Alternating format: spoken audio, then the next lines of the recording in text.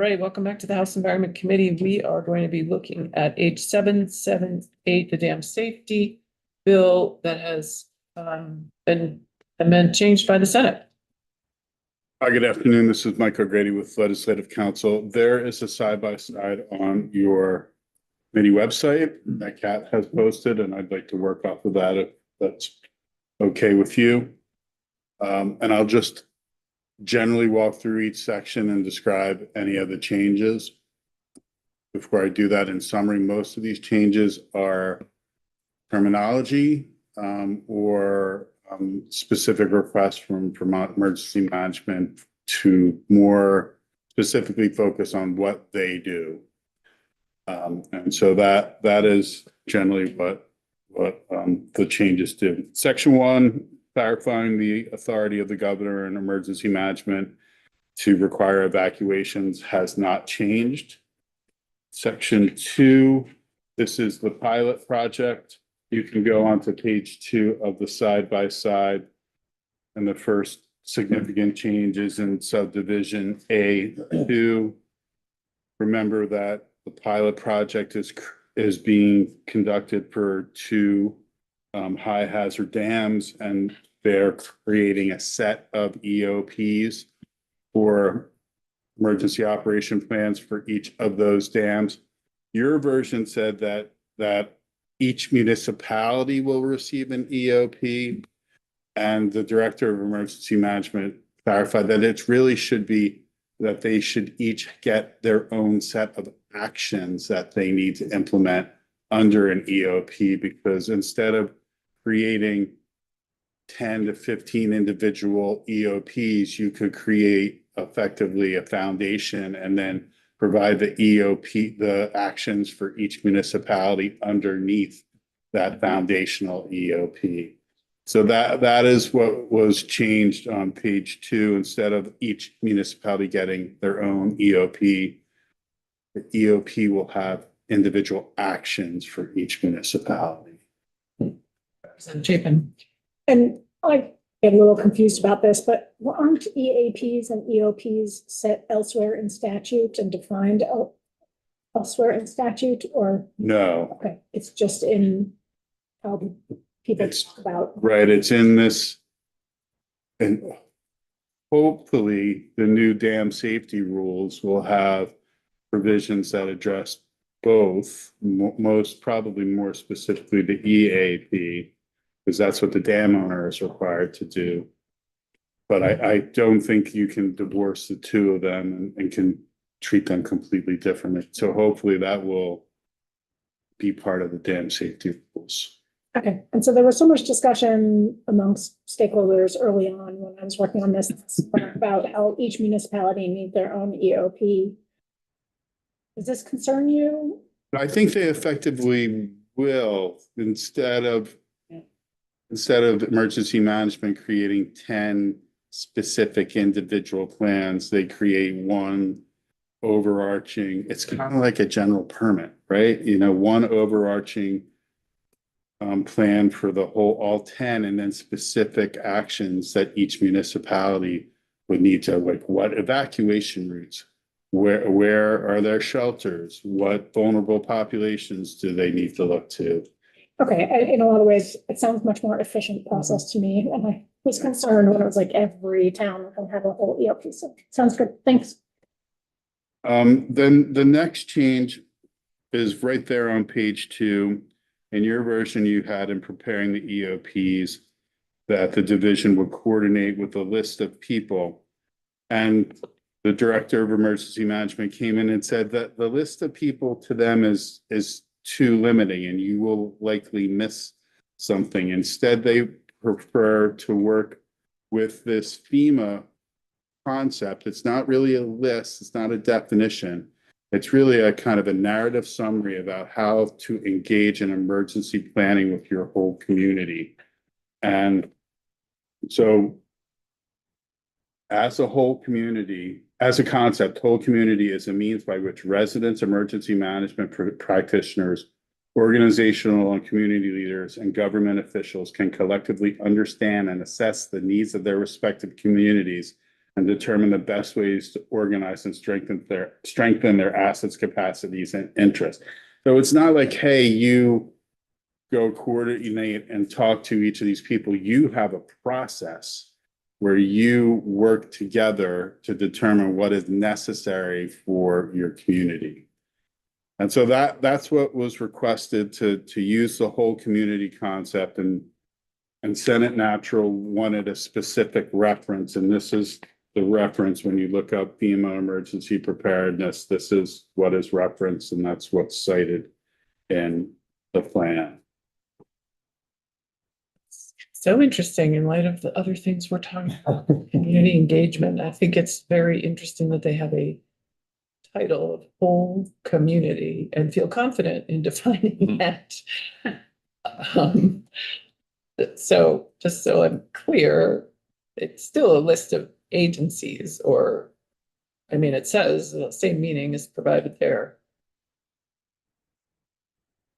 Sorry. Maybe I just missed what you just read.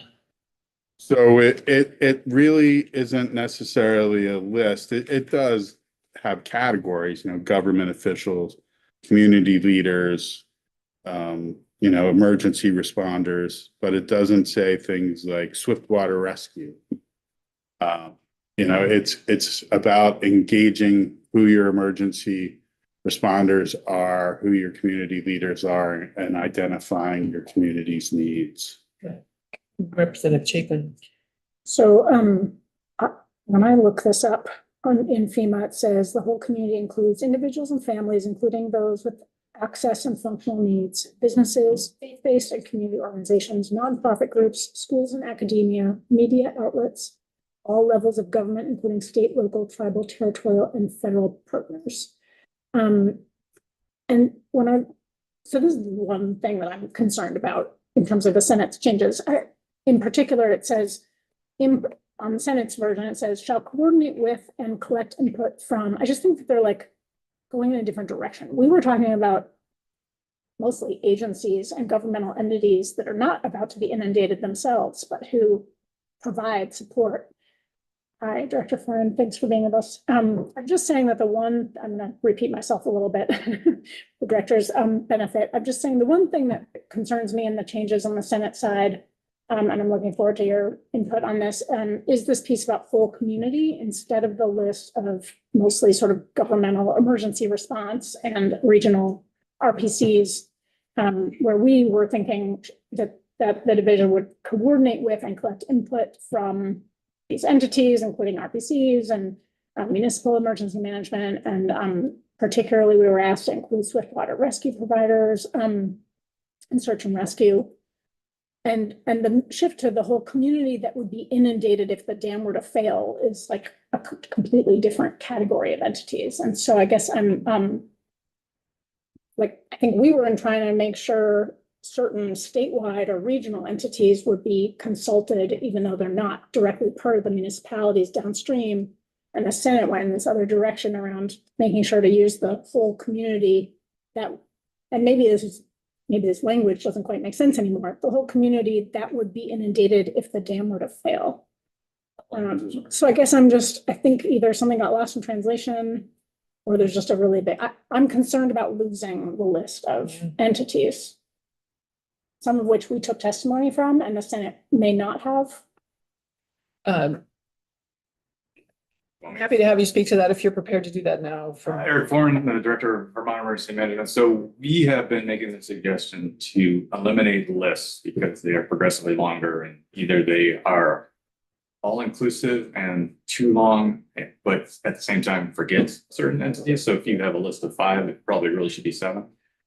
So what FEMA has done, and that whole community is a FEMA definition as defined by them. It talks about the fact that it's everyone, and it's not community as in the community of Bristol, but the community is the whole community, meaning that downstream inundation. So it's all the individual residents are part of that, all of the emergency agencies that have to respond to that, fire, rescue, police, all of the Swiftwater teams that have to respond to that, all the federal agencies that have to respond, they are the quote unquote whole community. So it's the idea of encompassing everyone so you don't miss out on anyone. It allows you the latitude to talk to everyone and make sure that everyone has a say, including physically challenged, the deaf and hard of hearing. So there may be on a list some people that are lost. So instead, FEMA has gone with the whole community idea that anyone that is affected by whatever it is that you're working on in any capacity should be involved in that plan.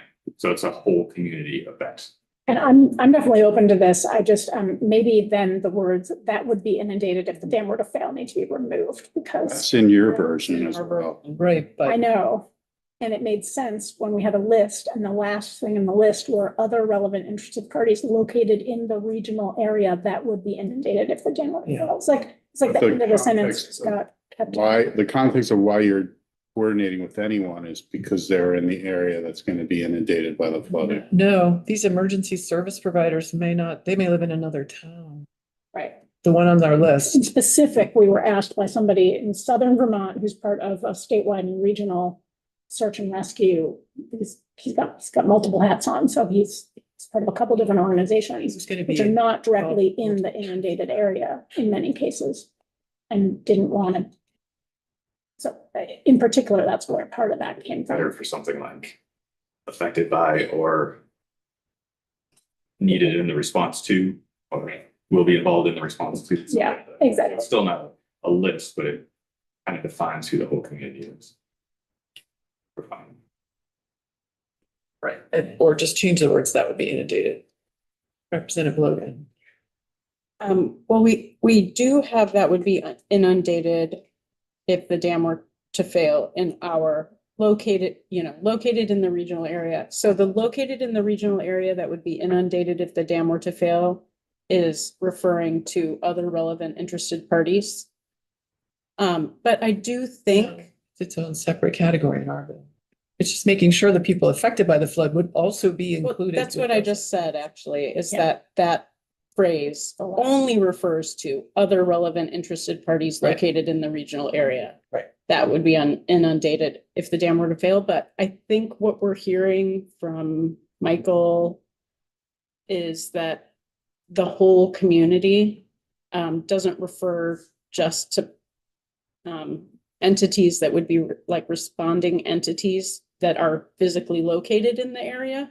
It would actually refer to regional and municipal emergency management, municipal officials, emergency responders, regional planning commission, state and regional search and rescue partners. It seems to me like it includes all of those I think my entities. point is that you have to have some nexus. It's the whole community as relates to what?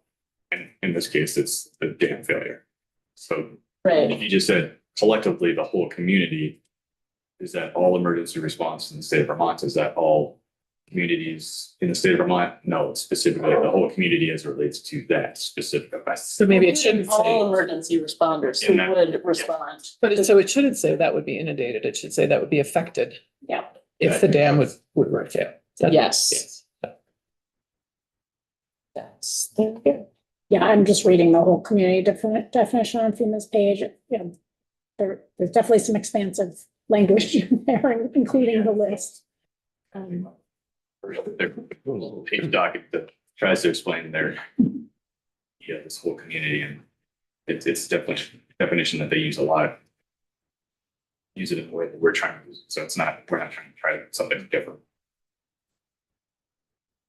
Okay, And one other thought is sometimes we say including, the whole community that would be affected if the dam were to fail, including, which in statute means obviously, also means not limited to, and then we could list a few entities that we want to make sure don't get missed, which is sort of was our intention here. But what I'm hearing from you is you really like the whole community's concept and would really prefer not to have a list. I do, and that's the way we interpret it.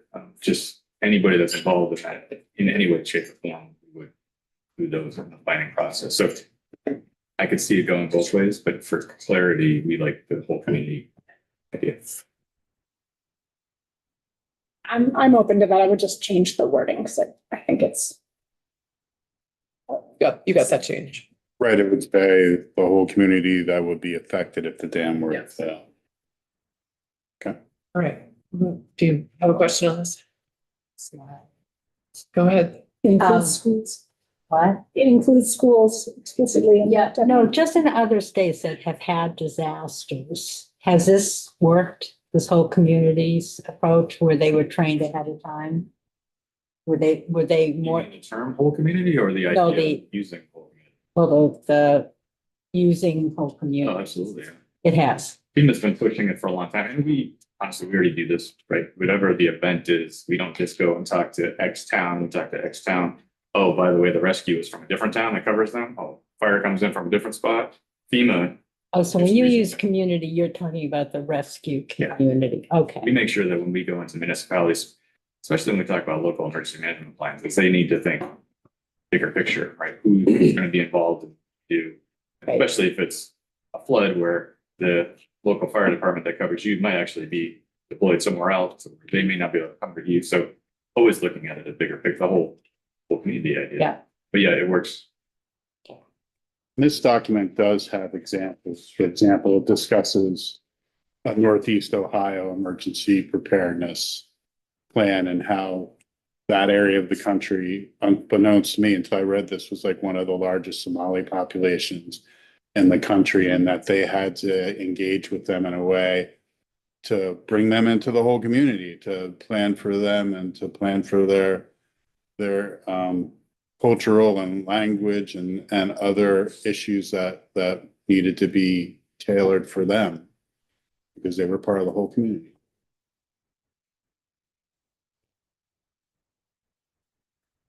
Should I move on? Yes. On page 3, this is more of a, both including the whole community concept, but also a wording issue that the one particular senator had an issue with.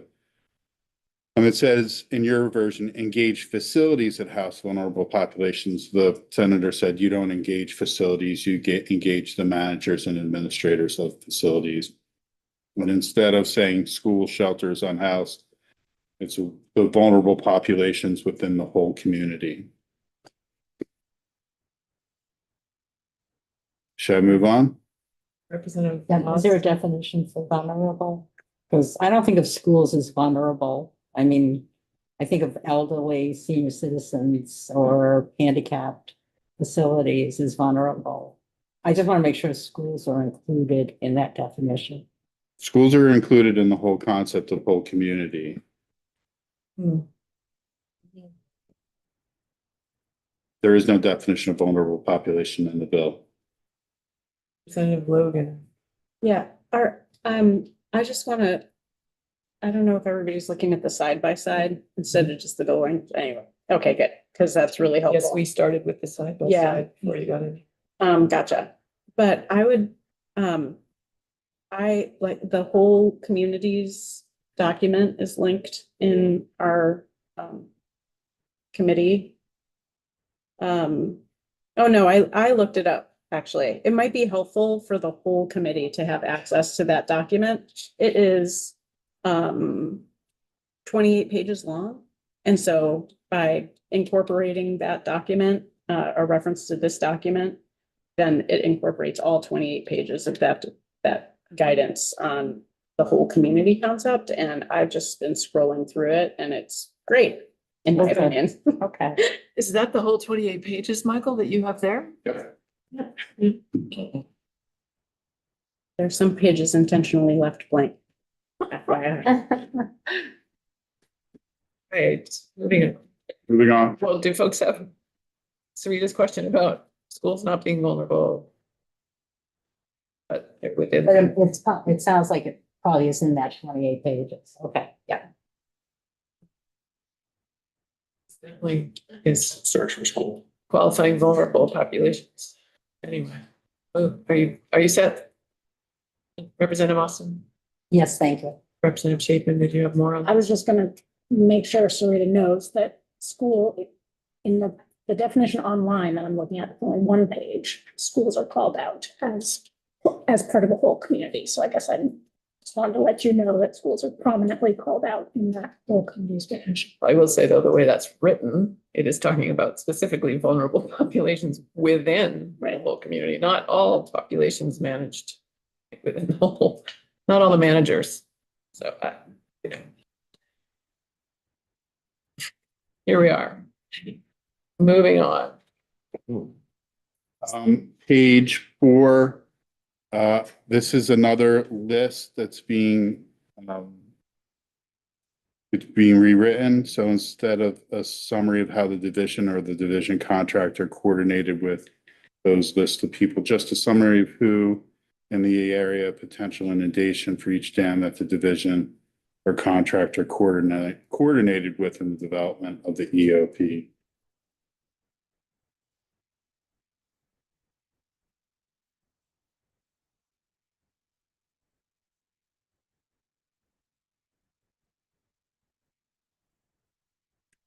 Right, any questions on that?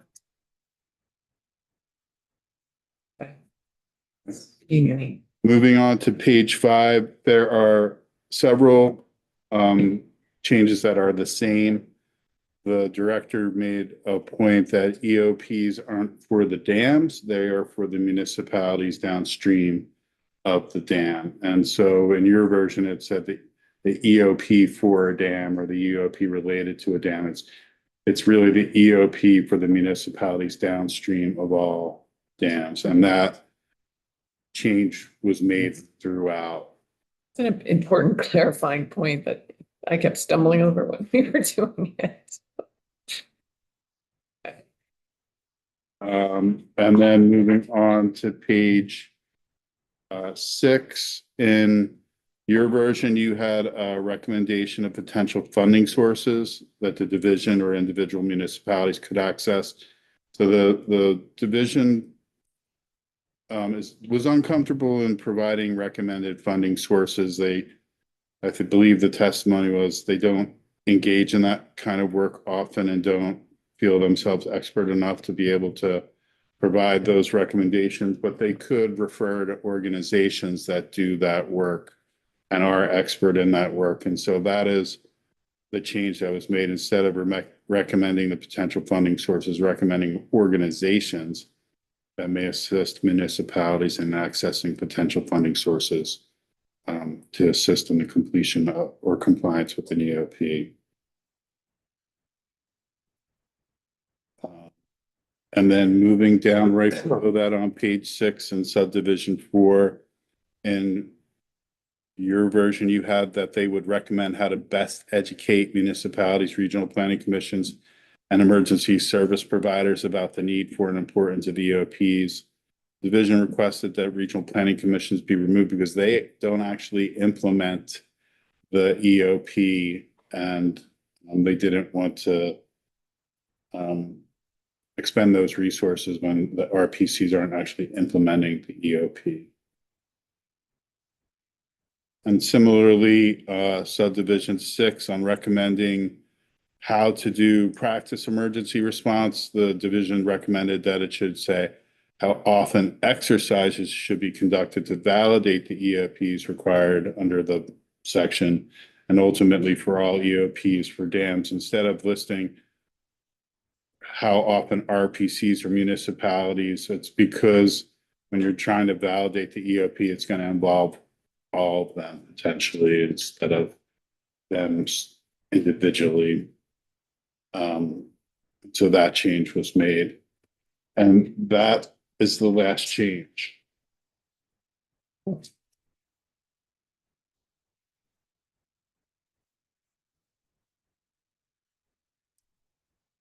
Representative. I think there's some good clarifications in here. It's always interesting to see what happens on the Senate side, not being there. I haven't been listening to their testimony or anything. Big thanks to Director Florent and all the work and spending all the time in the building on this bill. Really appreciate it. And, I think that it's really common for the legislature to make lists of entities that we want to make sure don't get missed, or things like schools and vulnerable populations. I'm hearing that it would be preferred to sort of stick to traditional FEMA definitions, and, I'm willing to go here. I guess I'd just say, that means we're really hoping you with the testimony are going to keep those things in mind that came up in testimony as important and not to get lost. So thanks for being here. Michael, what happens if the FEMA document gets rescinded. It's a 2011 thing. What happens if that goes away and we've referenced it? I guess, So, I mean, the date maybe keeps it. yeah, it's session law. It's been cited. According to statutory interpretation, you basically said that this is what you want as the resource for the development of this pilot project. This isn't like, say, a Clean Air Act program where the requirements change over time and you know, effectively restrict what or allow something to happen. You're telling them, use this whole community as defined in this document, and that's what they need to do. This is a proposal of amendment from the Senate, so we actually, and it's up for action tomorrow, so we do need to take a straw poll on it, because it's not in our possession. So, do members have any questions or further questions or concerns about it? Representative Norton? Just logistically, how do we deal with that small change that we wanted to make on page 2? Yeah, we can do a further proposal of amendment. Okay. I think, So the straw poll that we're taking or would take here soon includes or does not include that? I think it would include it unless someone has objection to it. So it'd just be a straw poll as amended by the Senate and further amended by Representative Chapin. One word. Okay. And then you'll draft the amendment and great, and you'll report it. Okay. So all those is, well, anyway, it's a straw poll. So everyone understand that what we're voting on, which is if the bill is amended by the Senate with the change of one word on page 3 And it didn't affect it. Page 2. to, Two of the side by side. that right, would be affected instead if of the amended. dam were to fail. Inundated, change to affected. All right, all those in favor, raise your hand. That is everyone present, which is 9 people and 2 are absent, and since a straw poll, we'll check in. Thank you, Michael and Eric Forand for joining us. Okay. I will try to do that right now and get it to you. So if you want to put it in the calendar, you can. Great.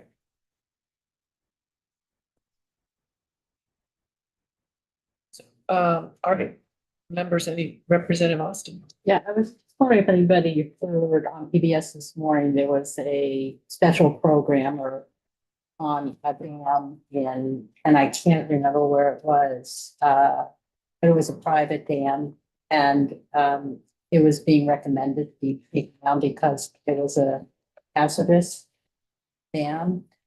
That it hadn't been inspected in like 12 years In Vermont or something. in Vermont. Yeah, that's why we have been paying attention to dams lately. Yeah, who is supposed to do that inspection?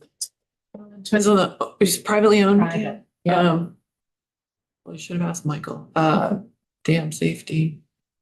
Should be the dam safety, but there, I think, depending on the hazard level, It was some of them, it's very long cycle or they. Oh, it's a high hazard. I'm just saying, it was just concerning to me to hear that it had been inspected in 20 years. Yeah. And it's a high hazard, considered a high hazard. All right, with that, we will adjourn for the afternoon.